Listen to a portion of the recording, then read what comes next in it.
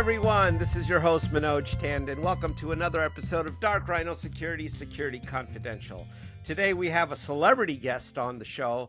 Before I announce him, though, I gotta remind you, please hit the like and subscribe button. We all work for an algorithm, whether you know it or not. So the celebrity in the house is Mr. Jon DiMaggio today. And for most of you in the cybersecurity world, must know him. But for those of you who are not in that world, you should know he has a long, illustrious history in the field of cybersecurity. He is the Chief Security Strategist at Analyst One, over 15 years of experience tracking cyber threats. Some of you might know him from infiltrating the LockBit ransomware gang during a 2-year undercover operation. Some of you may know him from Ransomware Diaries, which volumes 1 through 6 that he's written. Others may know him from The Art of Cyberwarfare. So Jon is very well published. He's also appeared on multitude of television episodes from 60 Minutes. He's been in the New York Times and has been in Wired. He's a frequent speaker at RSA. We're just very honored to have someone of his caliber on the show. Thank you so much, Jon, for joining today. Thank you, Manoj. Thank you for the kind words. I really appreciate you. Hey, let's start off a little bit with a brief bit about your origin story, because everyone's going to know how did Jon become Jon? Yeah, it's been a long journey. I started out right out of high school, didn't barely get out of high school. I had a cumulative GPA of 1.9. Not proud of, but I barely got out. So I knew college wasn't my thing at the time. So I went in the military. I joined the Army and I became a military policeman. I got involved in various things, and I was really lucky and had the opportunity to work with the Criminal Investigation Division, where I got to actually do some undercover work, which at that young age, most people never experience, let alone, in your early 20s. So got a lot of really cool experience of doing undercover work right off the bat. When I left the military, I thought I was going to go become a police officer or maybe join the FBI or something like that. It didn't work out. At the time, at least where I had lived at the time, you couldn't have visible tattoos. This was like in the early 2000s. Couldn't get a job anywhere. And with the FBI, because I had smoked weed in high school, they had a zero tolerance. So I found myself having But you didn't inhale, Jon. That's right. I'm sorry. I didn't mean. Go ahead. The polygraph said otherwise. Anyway, so I had to really, put my ego aside. I ended up pushing carts in at Home Depot and having to like rent a room in a really crappy house, and it just wasn't a fun life. But it's what I had. So I used my GI Bill, took a bunch of IT certifications. The dot-com bubble had popped, so I was buying servers and routers for pennies on the dollar and built a home lab. Learned all this stuff and got a job doing on an IT help desk, doing network security and resetting passwords and all that.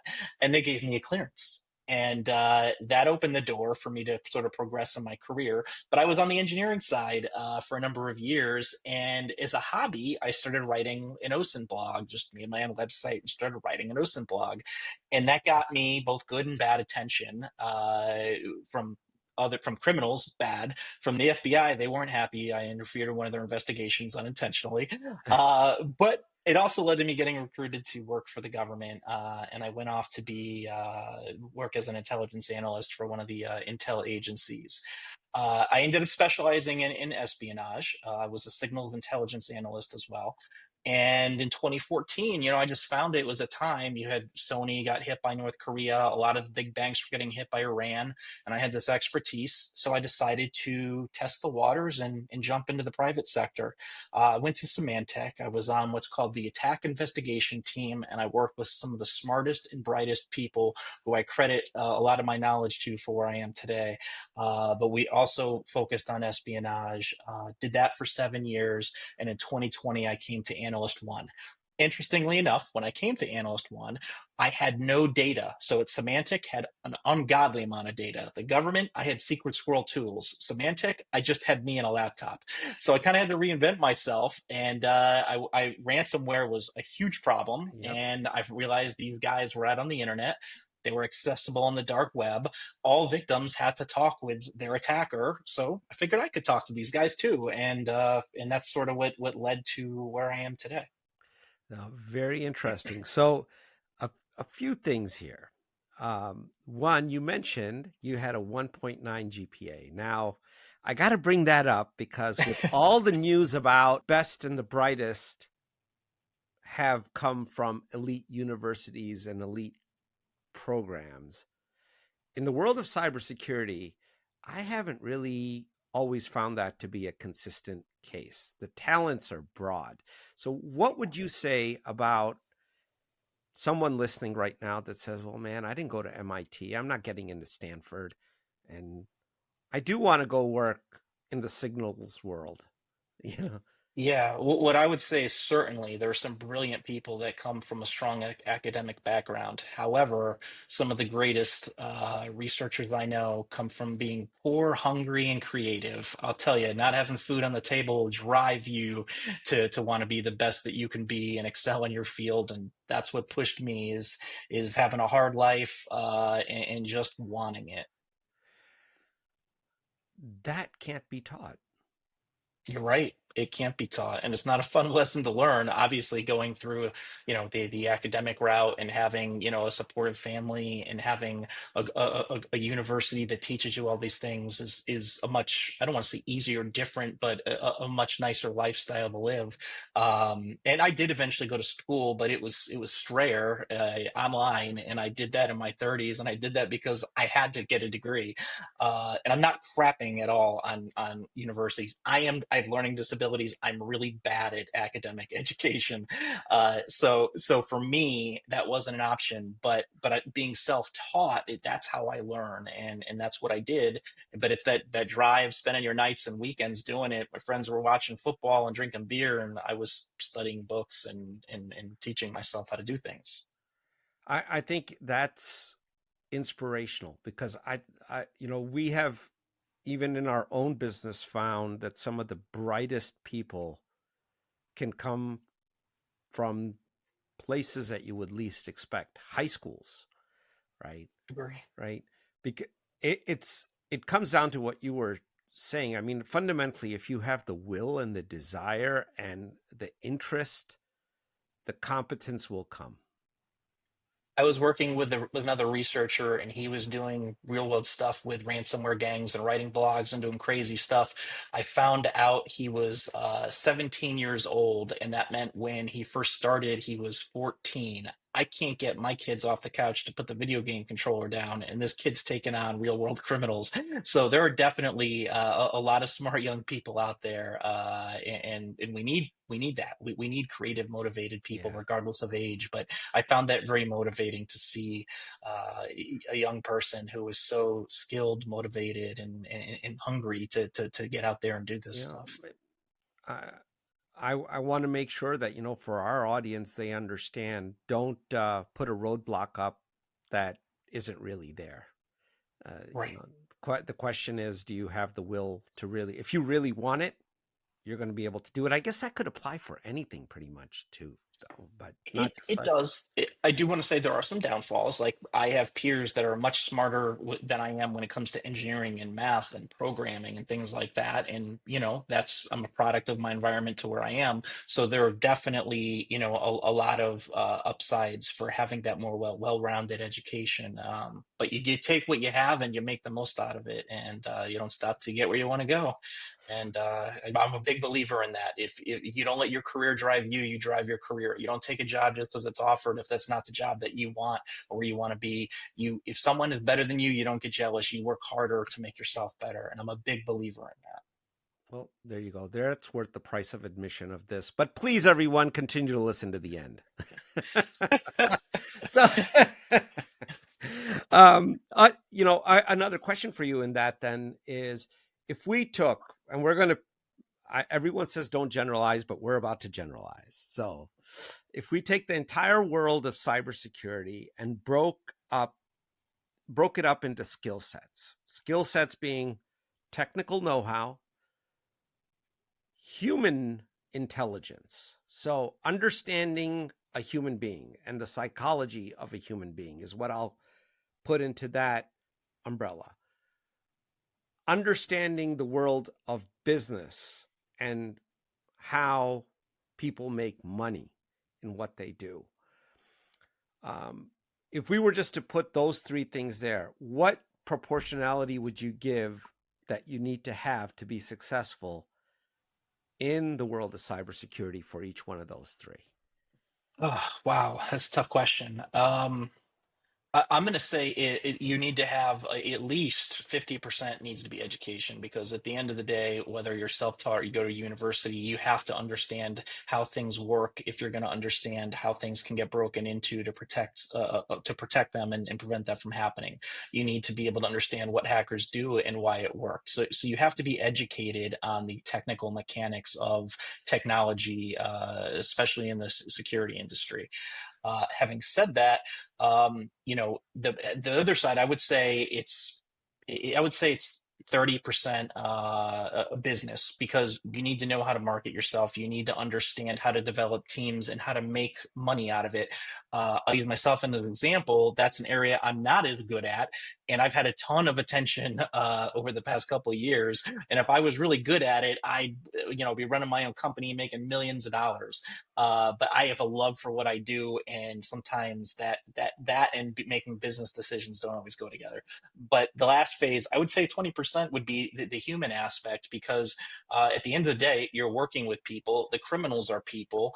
That's who you're really protecting, is people. It's just the technical means are what's in between them. So understanding people, having empathy for victims, understanding an attacker and their motivations, and then understanding your team, the people around you, even the ones you don't like. Understanding them is going to make it easier to work with them. So I think you hit it on the mark, that you have to have a little bit of all of that. But that would be my off the cuff breakup of Hey, percentages for that.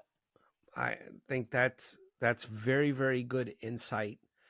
And it goes directly into then how did you infiltrate a gang? So when we and share what you can, but really when we think about infiltration, I'm thinking most people are listening to that show Law and Order Special Victims, where they get an Right. undercover guy that's sneaking into a gang and trying to figure out how to do it. How do you get into actors or get befriend actors that really are not even in your neighborhood? They're not. Yeah, well, so in that instance, so the LockBit infiltration, in that I did do undercover covert work where I did develop online personas and pretend to be other people. What I began by just learning where these bad guys lived on the dark web, where they did their business, where they talked with friends, and I gained access to those resources. And I just spent a lot of time studying them, mapping out and documenting who they talked to, what that other person's role was. Is this a business associate? Are they selling them attack resources? Is this their friend? Is this competition? And then I learned as much as I could about them by knowing who it is that they had in their circles. So I used that sort of against them, and I tried to join their ransomware gang when they began recruiting. Of course, I know a lot about hacking, but I don't actually do it, so I could only get so far. And I knew that, but I figured I could probably learn a lot by doing this. And it's almost like an interview process. I went through this communicating with the leader of LockBit. And at the end, I didn't make the cut, but I presented myself as this younger person, really eager to get into the criminal ransomware scene. And we had a language barrier. And sounds crazy. I was shocked that it worked, but here's what I did. I knew that they didn't, because I profiled them. I knew that their primary language was Russian and they spoke a little bit of broken English. So I talked to them in German. And of course, they didn't understand German. So I suggested we just speak in broken English rather than have to use translators. And then I just had to make sure I didn't do English too well, and that worked, and we were able to communicate. Then I wrote my report. It went public, and they knew who I was. I thought that was where the story ended. But they started using my picture as their avatar on some of these dark web Oh forums. man. So I'm like, well, they know who I am. I got nothing to lose. I might as well reach back out to them as myself. And I did that. And I was expecting it to go poorly, but it didn't. You know, they were like, "I love you, you best researcher," and we just went from there. And that's where I really got close to the leadership of the group. And for the next, the undercover part was for 6 months. The next year and a half, I talked to those guys 3, 4 times a week regularly, sometimes just joking around, sometimes talking business. But they was like this fun for them. And for me, it was like this fun cat and mouse game. They knew I was chasing them. They knew I was going to write. And it was just that this back and forth of control almost to see who could outsmart the other. But they But it wanted was the playful. coverage because they could have cut off Yeah. communication at any point in time, right? Well, they did. So there's two things though. It benefits us to understand them better, to get information, and sometimes to prevent attacks before they happen. But on their end, they get lots of publicity. And as strange as this is to say out loud, I have just as many fans of the series that write the Ransomware Diaries that are criminals as I do in the security industry and in law enforcement. But what would happen is, they give this stuff and they think I would only be able to that I just write what they told me. They eventually learned, but they wouldn't learn that I'm gonna dig into your friends, I'm gonna do my own research, I'm gonna do technical assessments, and I'm gonna put a big picture together. And while I didn't have every piece, I'd get enough pieces to be able to see what that picture of that puzzle is supposed to be, and that's what I would write. John, give us a brief primer on what is it that these tech at a technical level, what are these gangs doing? What's happening at the point of execution with ransomware? What are they exploiting? Yeah, so there's two things that they're exploiting.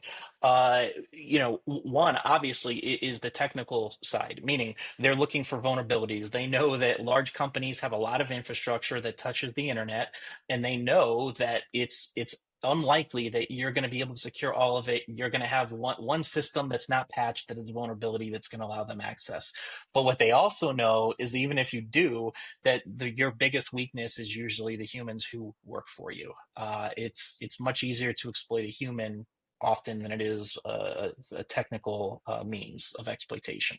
But when you have the combination of both options, it makes for a ripe space that can be exploited by an adversary or using both. And that's literally what we see. I know some ransomware guys, bad guys, that only look for vulnerable infrastructure, and I know others that completely rely on social engineering. But again, combined, that's why I feel like it's a war we're losing. I always compare ransomware to the war on drugs. We talk big, but we do little.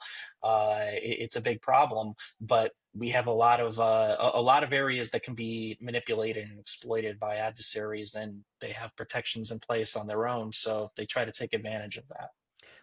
Why can't we stop the encryption process that they put on these systems from starting? Well, for one reason, they legitimately have some of the best hackers in the world working for some of these more prominent groups. In addition to that, they're like LockBit had like 3 years in a row where they made over $100 million a year, and they treated it like a business, and they reinvested into that business. And they would literally ask the hackers who work for them, "What services do you want? What can I do to improve this program?" It reminded me of Apple the way they treated it. They reinvested into that, and they made a lot of the technical aspect of it automated to where you had this graphical point and click interface that allowed people with less technical skills to be able to compromise organizations that should have been much tougher to compromise. In addition to that, it just allowed for such a high volume of people to work for them. So when you have all these people using software that you created to help do attacks, you get many more attacks, much more money. But at the end of the day, the best criminals are the ones that know how to hack, because security companies can defeat a lot of that automated stuff. But if somebody who's really good and knows what they can do, they can go through and manipulate and create vulnerabilities and exploits of things almost as they go. It's not quite like that, but it's similar to that. They're really smart, and they just need to find something to exploit. So, John, is it what about on the other side of the house? So people at Microsoft or Oracle, or, pick a company, Palo, when these systems are being designed, is is I'm sure they're intentionally not putting vulnerabilities in the thing, right? But is there not has anyone proposed a security architecture that would make it much more ransomware deterrent, or, I don't want to say ransomware proof, but Yeah. what Yeah. what about that? What's going on there? Well, here's the thing, though. So yes, all the companies you just said, like Microsoft, clearly security is extremely important to them. Palo makes a lot of security software. Or Oracle. Well, we won't talk about Oracle. They just got popped last week with a pretty bad breach. So I'm not going to beat up on them. There's enough people beating up on them. But what I wanted to say is, they're companies that can do things correctly, but when you're so big and you're so large and you have this big presence, it makes it hard for you. You can't ensure that the people who are using your product keep it secure, and that's just it. You have to find this combination of accessibility, usability, and security. And the more accessible and easy to use it is, the harder it is to secure. So with that combination, you just have a lot of people who use those products, but they don't necessarily secure it the way that it should be, and that leads to opportunities from attackers. And let me just give you a quick example. Yeah, please. Microsoft could be, let's say they're 100. Let's just say, perfect world, they put out patches the day that something becomes available, that it's known there's a vulnerability. Let's just say that that's true. Even so, that doesn't mean that all the companies that have infrastructure even know all of the infrastructure they have, let alone can put patches out quickly, because often they're worried that it might break some of their software that their customers rely on. And so what happens is they have to test it and do other things. So there are these windows where things are vulnerable. And again, I don't know the solution for that except for telling companies to get better at it, but that's easy to say, hard to do. But it just leaves for an environment where if you get caught at the wrong time, lack of better words, with your pants down, these hackers take advantage of that opportunity. How I'll just ask it. If you can answer what you can answer, I don't know, but how does our government do it? So when you look at really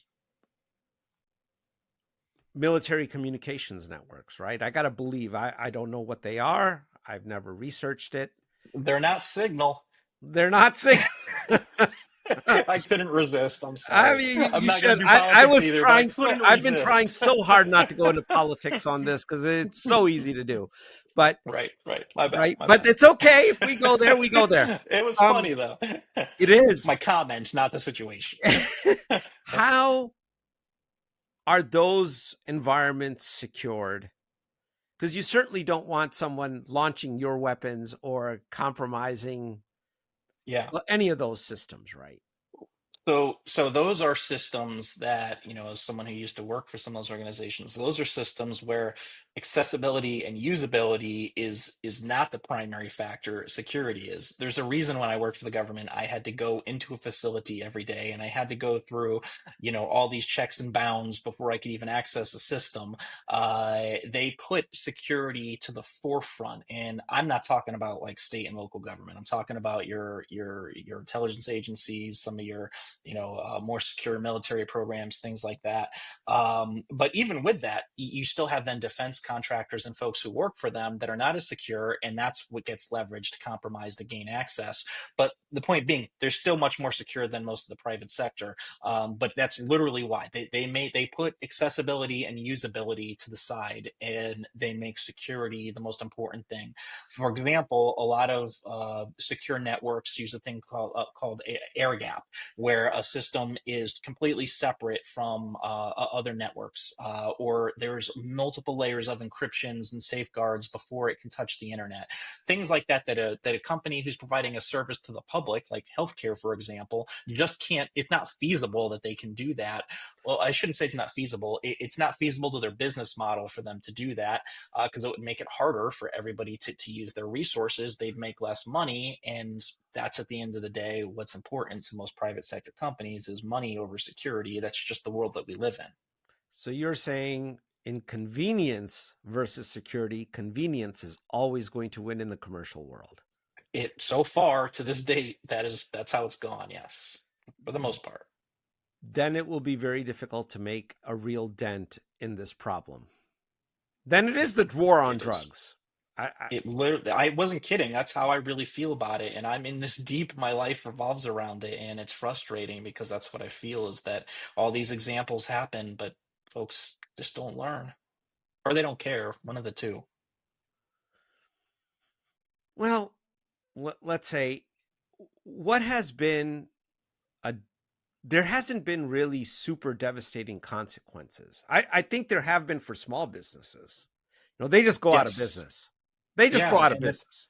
And then there's people who work there that are the real victims now that are on unemployment and have families and mortgages they can't pay. Right? But if you've got a major bank that gets hit, or like Oracle very publicly got hit, Yeah. right? In the end, what's going to happen here? Look at the whole SolarWinds thing.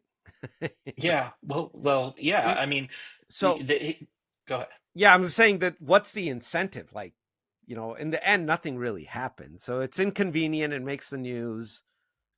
Right. And the money that they lose for a large corporation, it's it's not a lot compared to $10 million wouldn't be a lot for a company that makes $1 billion. I'm, Right. I'm just making these numbers up, but that's the equation why a lot of companies are willing to take that risk.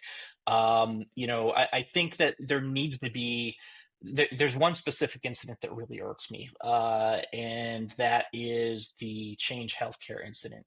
Change Healthcare got hacked and by a ransom group called Ransom. I'm sorry, by a group called Black Cat in March of last year. And when that happened, they extorted Change Healthcare, and the company decided to pay $22 million rather than have their customers' data leaked to the internet. I don't have a problem. I understand why companies pay. I have an opinion, but I understand why companies pay, and that's fine. However, a couple months later, the person who actually did the attack didn't get their share of the money from the Black Cat ransomware gang. So the one who did the dirty work on the keyboard didn't get his money. He had that data. He went to another group called Ransom Hub in March, and they extorted Change Healthcare again, and they paid another $22 million. In my opinion, when a company puts that's $44 million put back into the criminal ecosystem, I feel like it's irresponsible to do that. I feel like if you're going to pay a second one, then at least half of that payment should come out of the CEO's pocket. I think it's ridiculous to pay that much money to put it back. It doesn't. I mean, listen, hear me out on this because Oh, people will I'm think that I'm listening. being aggressive. It not only does it put a target on them again and all of the patient data, which mine was in there too, all the patient's data that got exposed, but it also puts a target on every other healthcare company. And hey, shocker, I got news for you. You pay this money, they tell you, oh, don't worry, we're going to delete it if you pay. They don't. It's still on the servers. With the LockBit thing, I know for a fact that when people would pay, their data was still on these servers. You're just paying for it not to be publicly leaked at that time. But going back to the original point, there needs to be harsher consequences. I don't want to make the victim more victims, but there are certain companies and corporations where that corporate greed gets out of control, and there needs to be someone to put them back in check to make better decisions. Okay. So I guess I would call bullshit on the whole healthcare thing. And this is why. So hear me out on this. Mm-hmm. That where do they find the $22 million to pay these people? Yet, I guarantee you, if you went to their CISO and said, put in a request for $22 million in improvements, they would probably flip them the Yeah, bird. You yeah, know, they'd laugh at them. Sure, they'd of laugh at course. them. They'd say, what do you mean? We're not going to do that. So somewhere this money is there, but they're not willing to invest it in securing Correct. their organizations. That's just nonsensical. It's That's the idiotic. problem that I have. That's the exact That's why I have such a strong emotion and feeling towards it, because if they did it twice, so it's $44 million. I promise you, if they had given the $44 million additional money to their security budget, it would be far harder for them to have been compromised to the level that they are. I mean, there's no way that that wouldn't change things. That would be so much money to spend on your security, in protecting your data, your customers' data, all of that. But now it's supporting criminals. It's someone's out there on a new yacht drinking champagne right now. That's right. But the add to insult to injury is I think the American taxpayer probably paid for a part of that 22 million Of because that course. health system's probably getting a federal grant from set of grants from somewhere, right, for various things. And I also guarantee you they're probably a charitable organization. They're registered as a Right. nonprofit, right? And Right. every year I'm sure they complain that they don't have enough money, but yet mysteriously they find 22 million. Now, They do. They'll or deny me 44. getting they'll deny me getting my sleep medication I need to sleep at night because I've got a lot of stress and anxiety. I got to pay for that out of pocket. But they got 22 million here to drop to these criminals. So, I don't want to get, again, healthcare is a touchy subject for me No, because I'm it, an it is a irritated touchy subject, stuff. but I think it's something that needs to be. I know that that group, especially at the patient provider level, they don't invest much in IT systems unless Right. a gun is put to their head or a federal grant is offered. We would have never gone to electronic medical records if the federal Right. government had not They were, insisted upon yeah, they were one it. of the last industries to move to electronic, move things to an electronic network cyber capability. One of the last ones. It's crazy to me. Of course, they were way more secure on paper, so I mean, there's that argument too. But yeah, it's a mess for sure. Now, is there at a practical level anything that they could do as an healthcare organization that would not be so costly, but in the worst case could bring them back online in 5-10 minutes, create a completely virtualized environment, or have a total mirror site running and you just flip over. I don't know. I'm saying these things, Yeah, but I'm I mean, asking, is there a redundancy option here that would actually be a lot less than the 44 million paid out? um, I think the closest we could get to it, not a 10-minute fix with a switch. I think the closest we could get to it is having some sort of a backup system that would allow them, that backup system and the practices in place on what to do prior to an incident happening on how to quickly restore systems and bring things online. I don't think it could be a one for one, but you certainly could have, almost like when you see on TV where they have like, let's go to backup power. You could have a partial infrastructure. You certainly could have complete data redundancy stored offline that's secured and not accessible easily by other systems. And it would be more than 10 minutes, but it would still be a lot better than what we have today. But companies are getting a lot better at having backups. It's the reason that we see ransomware criminals stealing your data now, is because companies aren't paying as often for just data encryption, because they've gotten better at backing up their data because of this problem. So there are some good wins that we do have there, and that would be one of them. What was your biggest revelation from the whole LockBit experience? I think my biggest revelation was that the people behind it are humans just like you and I. They've got different backstories, if you will, but there's some of these guys I met that if it was in a bar and we were drinking a beer, I'd be having a good time with them if I didn't know that they were criminals. Not all of them, some of them. But it was sort of eye opening to me, and it kind of taught me to not judge people until I actually know a little more about them. Now, you're a criminal, but uh, understanding why they're doing these things, and understanding what drives them, or how they got to this situation in the first place, I think helps with mitigating it. And what I mean by that is you literally have to talk to these guys when they attack you. The more you understand about them, the better you're going to come out of that situation. But it also can help stop attacks, because people are listening and they're probably going to say, what if he cares? You don't need to know anything about these guys. Well, I can tell you one of the top hackers that worked for LockBit.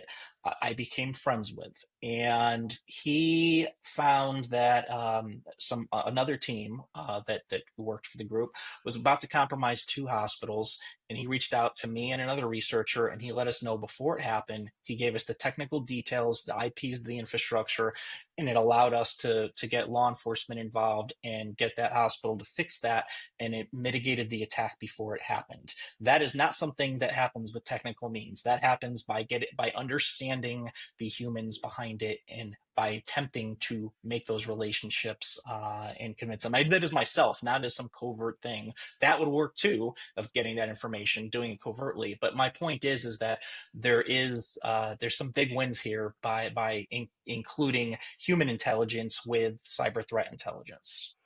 That's a great story. I didn't know that. That Yeah.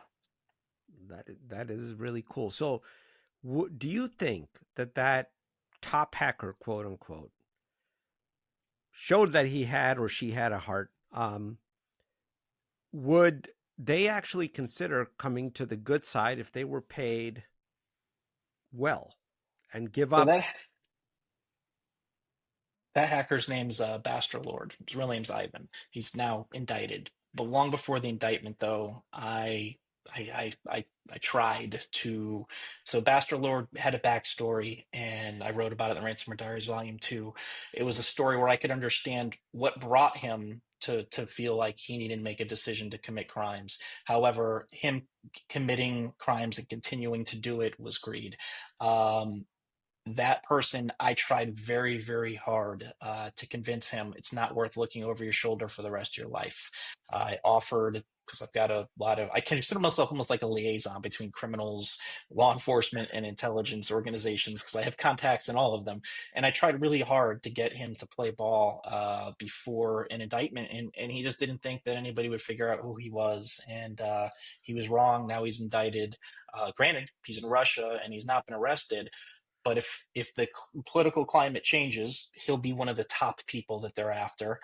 If he ever leaves Russia, he'd be immediately arrested. He's been sanctioned, so most of his money has been confiscated. I mean, it's not the life that a lot of these guys portray, where it's this easy life full of riches. You know, he's got all this money that he couldn't touch and has been taken away, and everything he does is watched and monitored, and his face has been plastered all over the internet. Well, that didn't work out. But then there's the opposite story of that Nigerian fellow who was living in the Middle East high on the hog. Yes, yeah. There's always going to be your different stories, but at the end of the day, if you end up in a living out of a cell, treated like crap every day, I don't think you're going to still say that it's worth it. But yeah, there's always going to be those stories, those people that get away with it, and that's why we have criminals, because there are ones that do get away with it. But when you get as big as some of these ransomware criminals get, and you get so much attention from so many governments, you're never going to be that person that has that story for the rest of your life, because there's always going to be someone looking for you, and it might take years, but eventually you're going to get caught.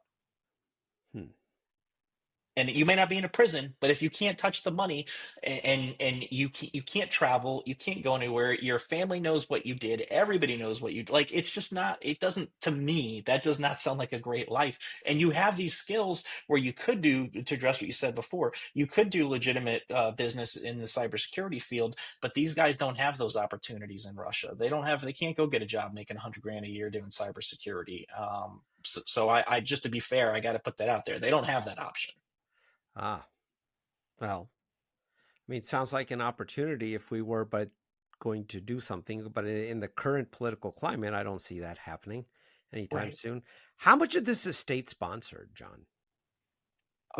So to put an exact number on it, it's hard to say, but there is a large interest from, and I know this from my connections with criminals, there's a large interest from the FSB. So, in other words, if they find out who the people are, they will pay them visits, they'll blackmail them, they'll force them to work for them. Sometimes they'll take percentages of the money that they extort, and sometimes they'll force them to help them with their cause, whatever it is, whether it's attacking the Ukraine or writing malware or whatever it might be. That happens regularly, and that's one of the things that weighs on my conscience, is when it's somebody that I always have to do my job, and I always do. But it's hard sometimes with the feelings that you have when you like somebody, and you know that when you write this, it's going to put them on the radar of the FSB, and their life's about to change. I always do it. All the people that they hurt, they made those decisions, but I still, it'd be lying to you if I said like it didn't weigh on my conscience at least a little bit. But the day I don't do that is the day I would get out of this field. I will always, I will always try to, for lack of better words, avenge those that have been harmed by these guys that have no way of retribution. And that's what motivates me to take the risks that I take in the job that I do. I always wonder if we're not doing the same things to What do the you mean? other. Oh. Well, with ransomware, I'm not going to say that there's nobody in the United States that takes part in the ransomware operations, because we've had arrests. That certainly happens. It's not as prevalent, but there's plenty of other cyber crimes that we do.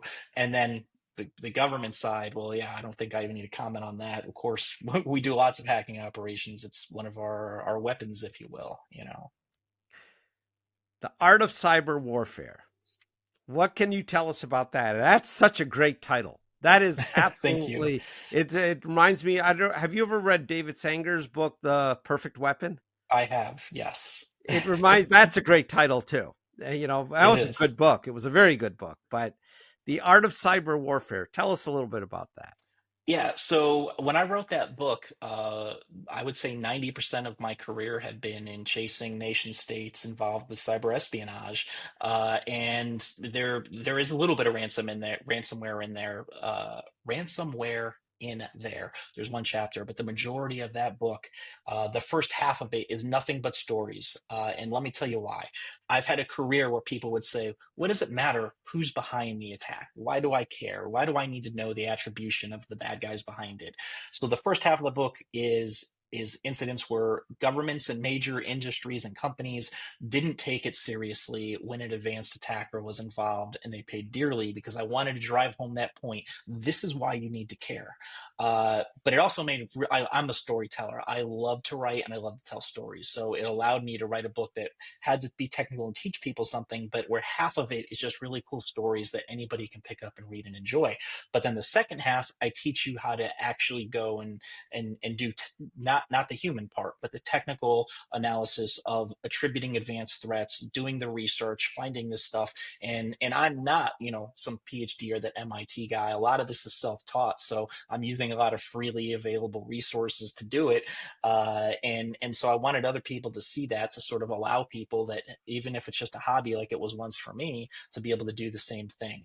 I just have to find the time. I want to write a book on ransomware and really get into sort of the human art of it as well, because I think that is a really good story to teach people as well, so that researchers can sort of put that in their tool belt also. But I'm not quite there yet, because I spend so much time writing in my day job. I mean, the 6 volumes of the Ransomware Diaries, most of them are 50 to 70 pages each. You put those all together, that's a book right there. But that will be something I eventually want to do, is write a book on ransomware and human intelligence. Well, we would look forward to reading it if you ever Thank you. decide to do that project. Speaking of which, we are pretty much at the hour here, John. I also want to give you some time to go ahead and plug some things. You might have some new research and things coming out. Whatever you want to talk, let the audience know about. Yeah, well, my book, like I said, I appreciate you bringing that up. I really think that's a really interesting book, even if you're not the most technical. I think that's something that people can really enjoy and get into, just from the storytelling aspect. I also have a report coming out. I kind of stole from the title of my book. It's called The Art of Attribution, where in my book, I wrote a whole chapter on attribution, and I used a use case that was played out perfectly to show you how everything fit. Well, that's not real world today. It's usually not that clean and easy. So I picked a really, really difficult current topic, Black Cat, the ransomware group, and some other groups that have similarities, and we apply that attribution framework. One of the biggest problems we have today with security researchers and companies is the take my word for it attribution. Oh, this group did it, and they're from this country, stuff like that. Show me the evidence. So I go through and I take some of these claims and I use a methodical, scientific, evidence backed approach that that I again wrote first in my book, and I apply it to that use case. So I'm excited about that. But I'm also in the process of with some other researchers talking to my publisher of trying to get another book going. But that's just in the beginning phases, so it'll be a while for that. So I have to ask you before you go on the Sony attack. From what we understood, originally it was attributed to North Korea, but then it turned out that it was not North Korea. That's not true. So it was North Korea. Sony's been attacked several times. And Okay. some the other there's been, for example, there was last year there was a group called Ransom VC that hacked Sony. They had gotten through development systems that had no customer data on it, but they were ingenious at marketing and got journalists to believe that, and they ran with that story. And there's been other there was another one in between those two, but they did get hacked by North Korea. That part was true in 2014. It's just that there's been multiple incidents, and that's nothing against Sony. They actually spend a lot of money on their security since that North Korea thing, and they actually do a good job. It's just that anybody can be hacked. It's about how you handle it once you're hacked. And I got to say, I think Sony's a good company, and they handle those things well when they do happen. And I don't have any affiliation with them whatsoever, but I see I this wanted to stuff all get the day. story. I wanted to know it because I know that was out there, and then I figured you might be the best person to enlighten us a little bit as to what really went down. But Jon, we are grateful for your time. Thank you so much. Don't be a stranger around here. As new research comes out, please share with the audience. There's so much more we could get into. We just could barely do you justice. Well, I enjoyed being on the show, and I'd be happy to come back anytime. So, well, thank you, Jon. Take care and have a great day. Thank you. You too.